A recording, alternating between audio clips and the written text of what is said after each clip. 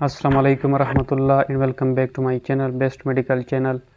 आज हम cocaine poisoning के बारे में पढ़ेंगे। कोकेन इसका जो नाम है, जो आमतौर पर लोग लेते हैं, इसको क्रैक भी बोलते हैं या पस्ता भी बोलते हैं या स्नफ बोलते हैं या कोक बोलते हैं या स्पीड बॉल। तो ये इसके मुख्तलिफ नाम है, यानी स्पीड बॉल हो गया, स्नफ हो गया, कोक, पस्ता, ये मुख्तलिफ नाम है कोकेन के। बुनियादी बात यह है कि कोकेन किस प्लांट से हासिल होता है। तो जिस प्लांट से हासिल होता है उसका नाम है एरेथ्रोजाइलम कोका। एरेथ्रोजाइलम कोका, ये इस प्लांट से हासिल होता है। ये एक श्रब प्लांट है जो कि इंडोनेशिया वगैरह लोग जो ममालिक है वहाँ पर पाया जाता है। और इसके अलावा कोकेन के जो इलिसिट फार्म है, मुख्तलिफ ऐसे फार्म जो इलिसिट फार्म है जो लोग इस्तेमाल करते हैं, उनमें हाइड्रोक्लोराइड साल्ट हो गया, और हाइड्रोक्लोराइड साल्ट के साथ उसके जो मुख्तलिफ अल्कलाइन प्रोडक्ट होते हैं उसमें फ्री बेस हो गया, और क्रैक, ये जो है ना मुख्तलिफ लोग इसके इलिसिट फार्म भी इस्तेमाल करते हैं, जिसमें मैंने आप लोगों को इसके हाइड्रोक्लोराइड साल्ट हो गए या इसके अल्कलाइन प्रोडक्ट हो गई या फ्री बेस या क्रैक वो लोग इस्तेमाल करते हैं। दूसरा जो बात है वो ये है कि कोकेन किस तरह अपना इफेक्ट शो करता है। तो तीन तरीकों से ये अपना इफेक्ट शो करता है। ये बुनियादी तौर पर हाइपर एड्रेनर्जिक इफेक्ट रखता है। हाइपर एड्रेनर्जिक इफेक्ट, इसका मतलब ये है कि ये जो जिस तरह एड्रेनर्जिक यानी एड्रेनलिन वगैरह का जो इफेक्ट होता है, उसी तरह ये हाइपर एड्रेनर्जिक इफेक्ट है, उसके इफेक्ट को बढ़ाते हैं। लेकिन किस तरह बढ़ाता है? तो इस तरह बढ़ाता है कि सबसे पहले ये जो साइनेप्सिस है, यानी यहाँ पर pre synaptic neuron, post synaptic neuron और यहाँ पर साइनेप्टिक जंक्शन होता है। तो यहाँ पर जो मोनो अमाइन सब्सटेंसेस होते हैं, मिसाल के तौर पर जो हमारे साथ एड्रेनलिन हो गया, डोपामिन हो गया, नॉरएपिनेफ्रिन, सेरोटोनिन, या उनके लेवल को बढ़ाता है साइनेप्सिस में। किस तरह बढ़ाता है? जो ट्रांसपोर्ट प्रोटीन होते हैं उसके साथ बाउंड होते हैं और उसके जो रीअपटेक होता है न्यूरॉन में उसको इनहिबिट करते हैं। तो ये जो मोनो अमाइन हो गए, नॉरएपिनेफ्रिन, सेरोटोनिन, डोपामिन, इसको यहाँ पर बढ़ाते हैं और इसका जो रीअपटेक होता है उसको इनहिबिट करते हैं। इस वजह से ये हाइपर एड्रेनर्जी का इफेक्ट शो करते हैं।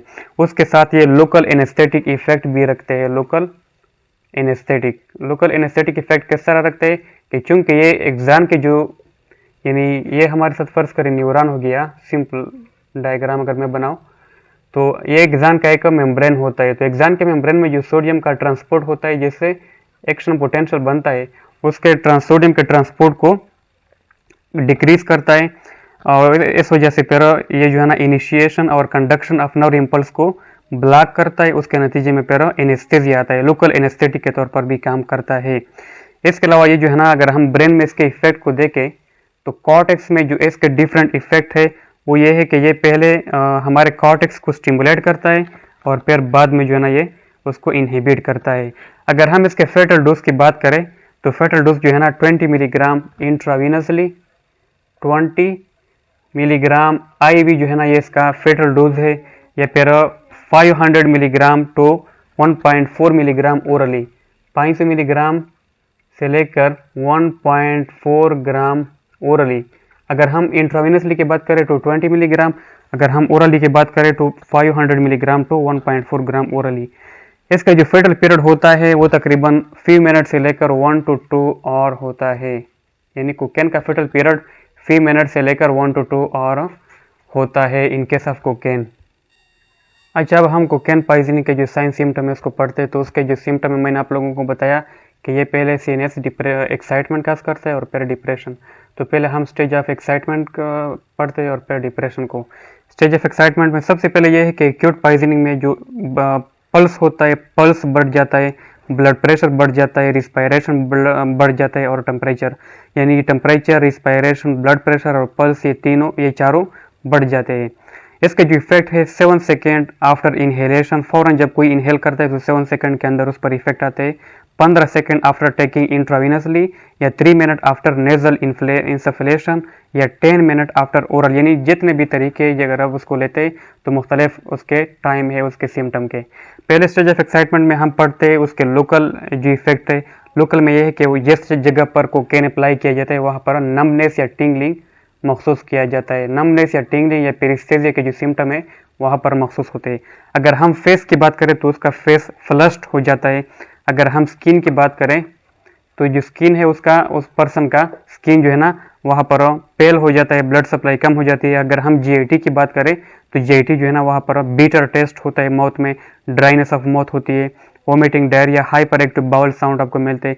अगर हम सीएनएस की बात करें तो सीएनएस में चूंकि ये स्टिमुलेशन काज करता है तो उस वजह से आपको यूफोरिया, वेलबींग की फीलिंग आती है, रेस्टलेसनेस, टाकेटियो, एक्साइटमेंट, डिलीरियम, हालुसिनेशन, ट्रेमर वगैरह, रिफ्लेक्सेस एक्सेजरेट हो जाते हैं।